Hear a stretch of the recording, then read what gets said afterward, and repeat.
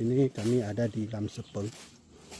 Kami menziarahi dan sekaligus pugar makam daripada sultan yang kami tidak ketahui. Tapi biasanya kalau begini batu nisan ya, itu hidup pada masa kerajaan Aceh. Jadi sudah sangat tua sekali dan kita bisa lihat ini kuburan Habib. Kalau begini nisannya berarti ini ulama atau Habib. Dan di sebelah sana juga ada makbarah yang insyaallah sedang kami pugar.